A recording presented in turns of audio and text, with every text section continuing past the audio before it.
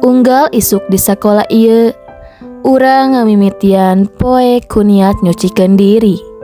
Dina sagala kahirupan urang ngamalkeun nilai-nilai pancawaluya cager, bager, bener, pinter, jeung singer. Cager lain ngan saukur sehat awak, tapi oge sehat hate. Kalawan wudu, urang nyucikeun diri tina najis jeung tina kahariwang.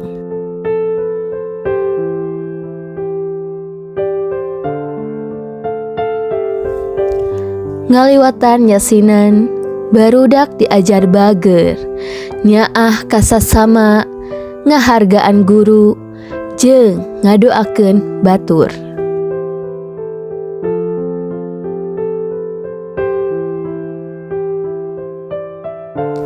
Dina salat duha, barudak diajar bener, jujur dina niat, disiplin dina waktu, jeung taat kana aturan agama.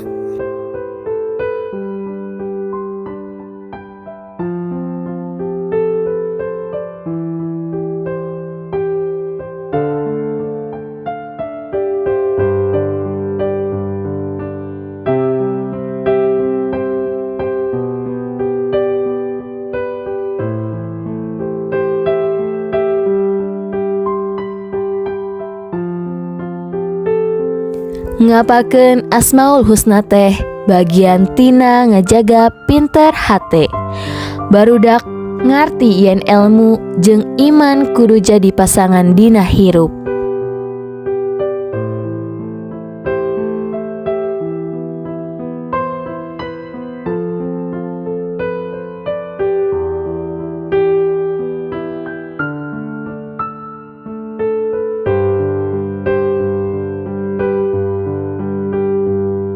Singer teh tangkas tina amal hade, gancang nulungan, jeung henteu malas ngalakukeun kahadean.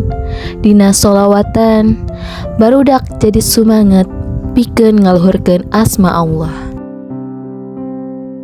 Ngaliwatan pembiasaan yasinan, sholat duha, sholawatan, jeung Asmaul Husna, urang nyucikeun diri tina sagala kakotor hate. Ieu cara sederhana pikeun ngamumule nilai pancawaluya di sakora urang.